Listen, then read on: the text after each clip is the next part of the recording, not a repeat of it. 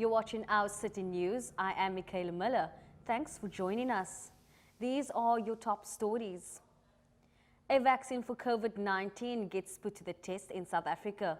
2,000 volunteers will be given the Ox1 COVID-19 vaccine over the next 2 months.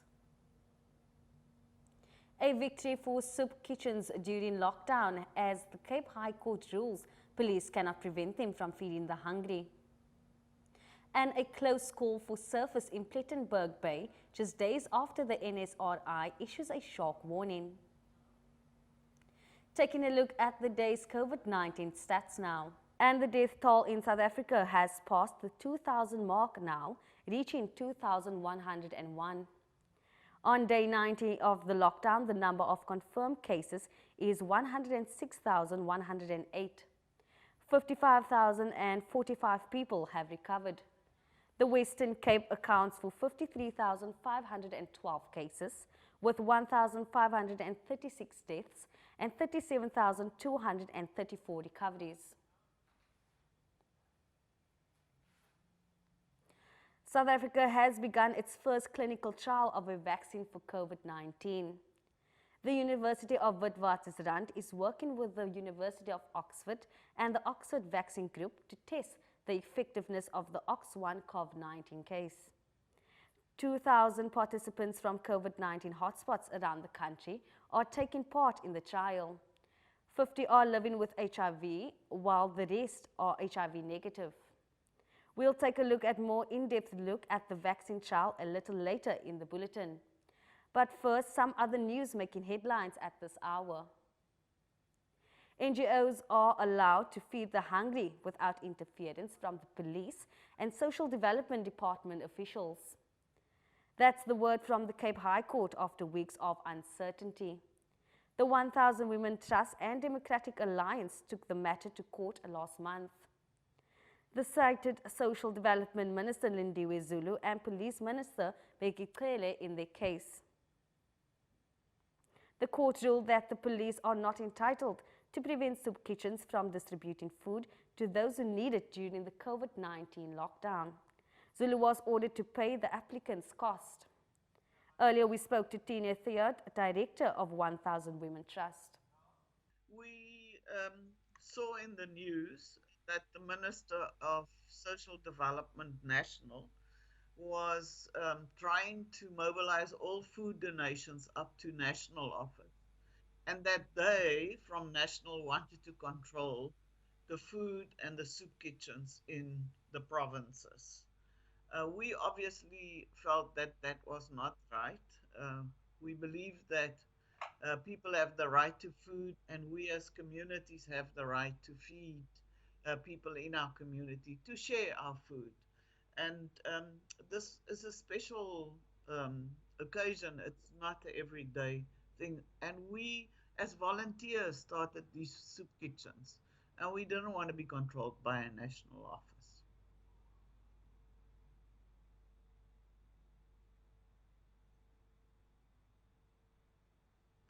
Let me just explain first. There was a ruling that gave 1 month time to the minister to rephrase what she was trying to do, and to give directives to the provinces on feeding.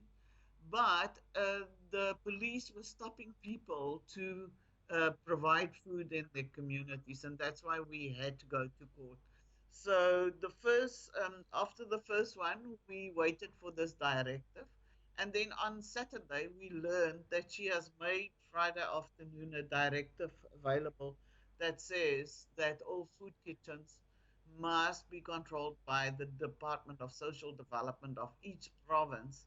And secondly, we have to comply to some health rules. And when we looked at health rules, it looked at health departments of city councils have to go give you a certificate. And obviously, there is no city council members going around doing certification on health issues. And number two, we are not kitchens, we are not restaurants, we are sharing our food. So we decided to go back to court, and I must say I'm very delighted with the court uh, saying that she cannot do directives on us without discussing with us first, and that these directives should be uh, im- implementable. It doesn't help to make a directive and nobody can implement it. And that she or the police, they can't stop us from running our soup kitchens. So, yes, I'm sure you are aware that most of these soup kitchens are actually gender based violence organizations, support groups, and that they had to start feeding because people are hungry. It's single mothers and children come to the kitchens. So we had to jump in. Angry Lavender Hill residents say the man who shot and killed 3-year-old Liam Peterson should not get bail. 300 residents have signed a petition asking the Muizenberg Magistrate Court to deny bail application by murder-accused Della van der Vent. He is due to apply for bail on the 1st of July. The toddler was playing outside his home in Tafelberg Road last week when a masked gunman opened fire on him and his father. Liam's father survived the shooting. Protesters burned tires and blocked roads in Hamburg yesterday. The fishermen are protesting over delayed payment by lobster processing and marketing company Inkosi Keta Marine. The protesters have rights holders for fishing of West Coast rock lobster. The Hamburg community sold their rights of sale to Inkosi Keta Marine in return for guaranteed payment. The global trade in lobster crashed as a result of coronavirus, preventing export of the valuable commodity.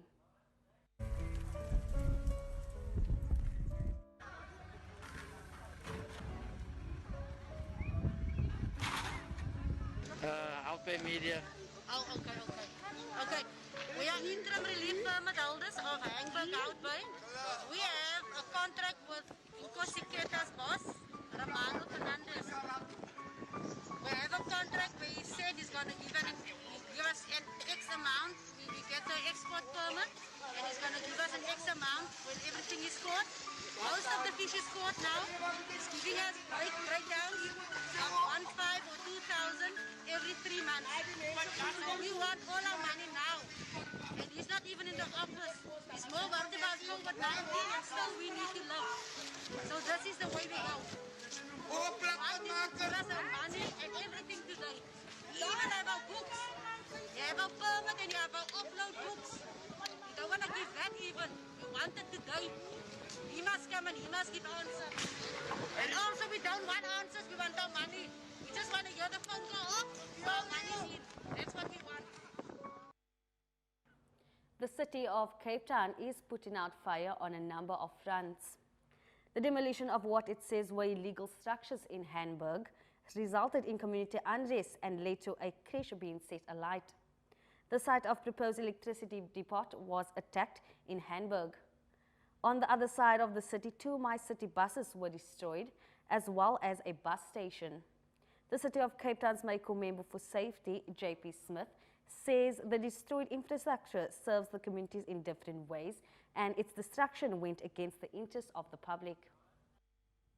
I think the most worrying factor here is the destruction of private and public property. Over this weekend, we saw 2 buses, several bus stops belonging to My City being damaged or destroyed in Dunoon, and in Hangberg, a brand new electricity depot just completed, as well as a creche serving the community was destroyed, which also serves as a soup kitchen. That's around 10 million rands of damages, and all of this infrastructure serves the communities in which area this is being destroyed. So it's absolutely against the interest of the public. The Western Cape Education Department has warned parents to accept placements offers for the 2021 school year as soon as possible. The department says confirmation should be received by the 3rd of July to allow time to find the schools for unplaced learners. It offers a place after 3rd of July. Parents have 3 days to accept or face losing a place. Education MEC Debbie Schaefer explains. Parents who applied for their children to be enrolled in a Western Cape school in 2020 are currently receiving notifications on the outcome of their applications. Parents who receive an offer of a place have until the 3rd of July 2020 to accept an offer. Parents can accept by going onto the online admissions and confirming their final choice, or they can hand in a confirmation letter or reply slip to the school where their application was successful. If a child has been accepted at more than one school, the parent must confirm acceptance at one of the schools on the list where the application was successful. If this is not done by the 3rd of July, the WCED will allocate that child to their highest choice and remove them from the other lists. This is important to make sure multiple spaces are not being kept for the same child. Parents who receive notifications that their applications have been unsuccessful from all schools they applied to must remain calm. It is important to understand that the process is not yet complete.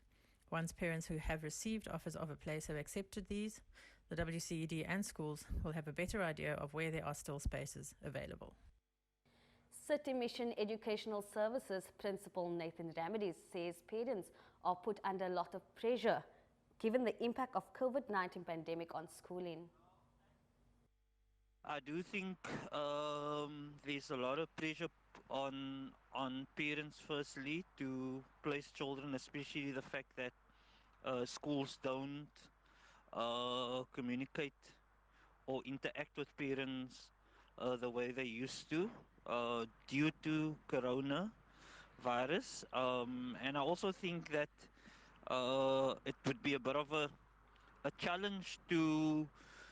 It would be a bit premature to say I'm going to be able to place my child not knowing what is the future. Really, we can't see into the next 6 months what this pandemic is going to bring along, or how we're going to react or manage it. So yeah, that would be my first call, and also the fact that schools are being forced and pushed to go back to schools, but yet I don't always think that the department people or officials are back at office too much, because they also go in 2 days sometimes, and then 3 days, and then sometimes 2 days. But yeah. Coming up after the break, we take a look at what the OX1-CoV-19 vaccine Vida Trial means for South Africa and the rest of the continent. Stay with us.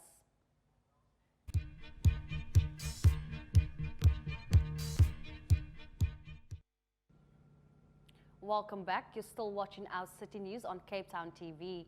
As we reported earlier, South Africa has begun a clinical trial for a COVID-19 vaccine.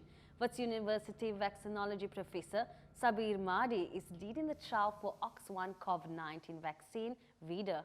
In this insert from Wits University, Professor Mahdi explains what it involves. The world is currently facing is a major pandemic, and this is not a pandemic that is going to go away at the end of 2020. Right now in South Africa, we're still sort of at the start of the first wave of the pandemic, and in all likelihood we will continue experiencing waves of this pandemic until at least about 60 to 70% of the population become infected. Now with this virus, what we've been able to calculate is that for every one person that's infected, in the absence of anyone else being immune against the virus, that person will infect about 2 to 3 other people. And those 2 to 3 other people will go on to infect another 2 to 3 other people. And over 15 cycles, that number goes almost into the thousands. Now, to be able to actually interrupt that sort of chain of transmission, what we need to do is we need to have a larger percentage of the population become immune against the virus sooner, right?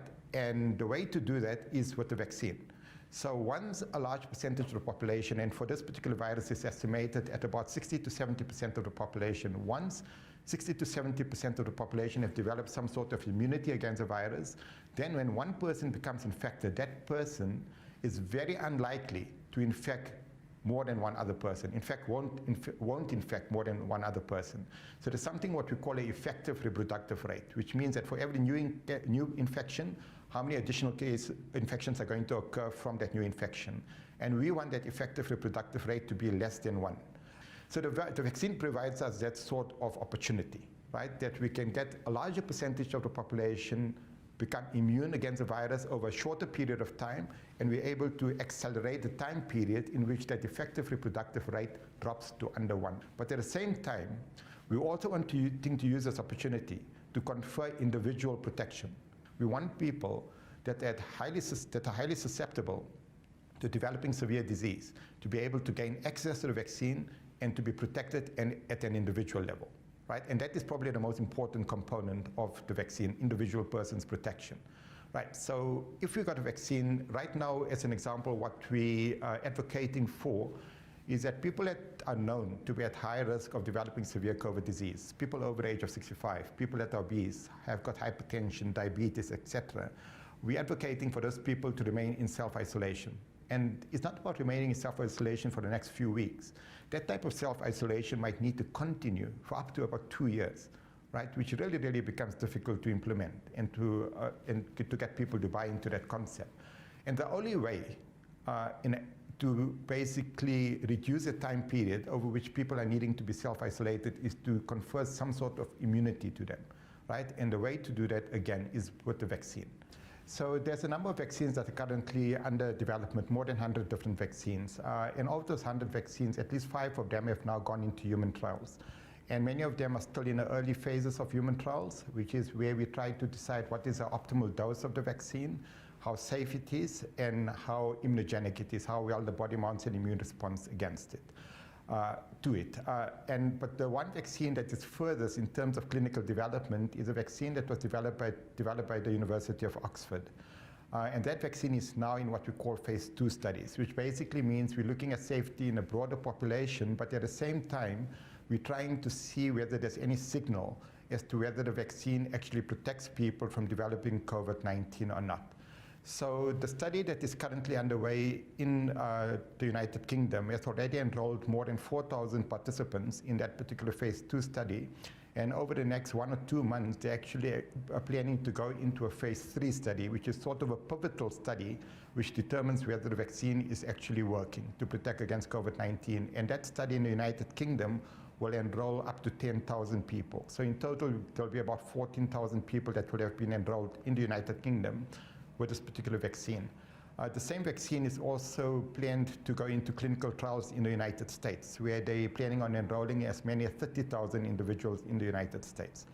Now, recently, what we've been able to do as part of the research unit in South Africa is that with our collaboration with the scientists at Oxford University, we've been able to reach an agreement for them to actually provide us with a vaccine for us to actually see whether the vaccine actually works in the South African population. And that is important for multiple reasons, because the past experiences with other vaccines has been that when a vaccine works in one country or one setting, it doesn't necessarily mean that the same would occur in another setting, because we've got our own unique circumstances in the African context, which are dissimilar to what might exist in the United Kingdom as an example. So it's critical that we actually understand whether the vaccine works in the local context.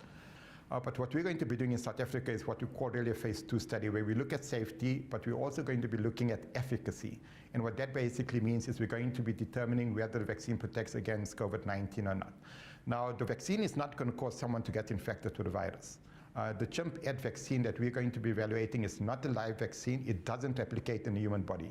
All that it does is that it's able to actually deliver the protein that is of interest to us, to the body, to present it to the immune system, and the immune system recognizes it as being foreign and mounts an immune response. It produces what we call antibodies. And those antibodies, if they're circulating, we hope that those antibodies will protect someone from developing severe disease especially. It might not protect someone from getting infected, but it will protect someone from becoming clinically ill, which is the main outcome of interest for us. So when is it possible that a vaccine might become available to the public? It's a difficult question, but my best guess right now is probably around about September, October of next year, provided that we actually show that the vaccine works this year. Right? The longer that we delay being able to show that the vaccine actually works, the further it pushes out the timeline when the vaccine would become available. We're doing it in South Africa to find out if the vaccine is safe and efficacious in South Africa, so that we're adequately equipped with the scientific evidence to promote the use of this vaccine if it is shown to be effective. Right? And that scientific evidence will also be used by the World Health Organization in terms of its recommendations as to whether this vaccine should be used, especially in low middle income countries. So it's critical that we get information from the African context if we want Africans to benefit from COVID vaccines in the near future. With the coronavirus spreading at a rapid pace, some countries such as India and Nigeria are at greater risk. Imperial Medical Researchers says health inequities in these places pose a grave danger. Voice of America has more. The coronavirus pandemic is expanding rapidly within larger, lower income or lower middle income countries such as India and Nigeria. Imperial College researchers say a range of health inequities means some groups are at far greater risk. So from just three factors alone, that is the availability of hand washing facilities, an ability to work from home, and hospital access, we estimated on average a 32% increase in the probability of death from COVID-19 when comparing individuals from the poorest households to those in the wealthiest households, with the key driver really being lack of access to hospital and ICU beds. Poorer families also tend to live in larger, multi-generational households, hampering efforts to protect elderly family members through social distancing. Other indirect effects of the pandemic also have a disproportionate impact. There is an overlap in the potential timing of lockdowns in these areas with key planting and harvesting seasons for staple crops. And we also know from the data that individuals in poorer households in these areas also depend more on food grown themselves, so there are serious food security issues. Health checkups for other diseases are also being severely impacted by COVID-19. HIV, TB and malaria-related deaths over the next 5 years in high-burden settings may be increased by up to 10, 20 and 36% respectively. The report's authors say existing patterns of inequality mean the poorest are less able to protect themselves from infection. They urge governments to focus on improving access to hand washing and strengthening community health services. Henry Ridgewell for VOA News, London.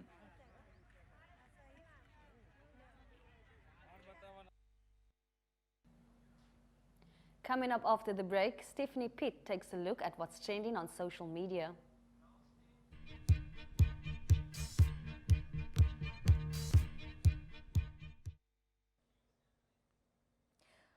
Welcome back. We posted a question on our Facebook page asking your views on the death penalty. Here are some of your comments. Claire Adams-Adenov says, no, reintroduce hard labor. The chain gang system and our judicial system is corrupt. Just imagine the power of life and death being in their hands. Nicole Maasdorp said, so rather propel people back to slavery. The judicial system needs fixing. That's where the focus needs to be. I don't need to see an innocent man sent to death the same way I don't want him sent to a life of slavery. Dawn Rose says, it never should have been abolished. You take a life, you lose your own. Samora Jambi says, implemented correctly, it could work. My only gripe with it is that there's never a guarantee that the convicted person is really guilty or if they just had a shoddy defense lawyer. Mtunzi Gyasi says, I don't support it because of the poor justice system and innocent people being falsely accused of a crime if they are found guilty because they could not prove their innocence in court.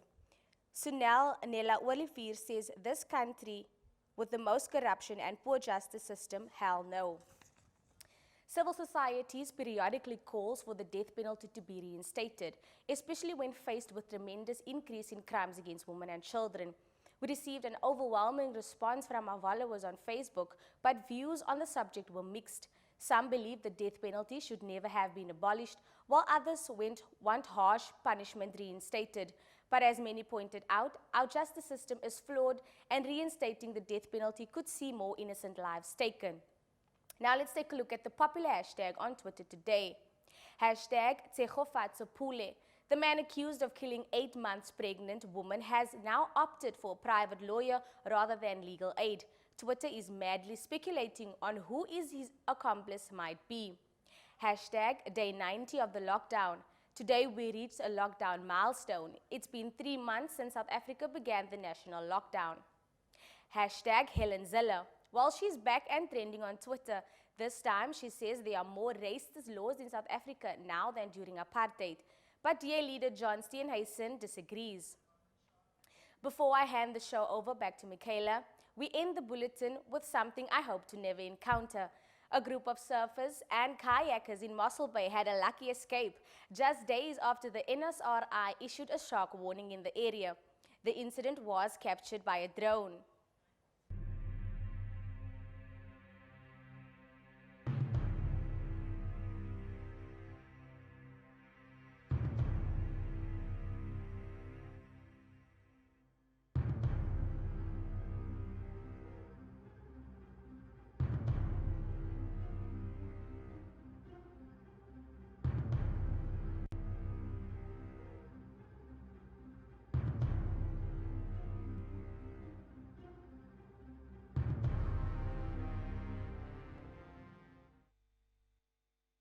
It's almost 1:30. Here's a quick recap of today's headlines.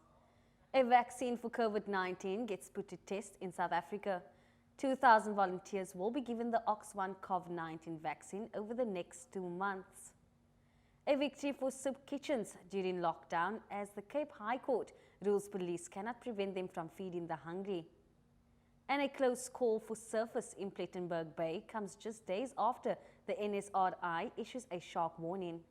That's a wrap from our City News team. Feel free to comment on any of our bulletins. You can visit our Facebook page at Our City CT or find us on Twitter at Our City CT. You can also get in touch with us via email at ourcity@capetowntv.org or give us a call on 021 448 0448. From the news team until tomorrow, take care.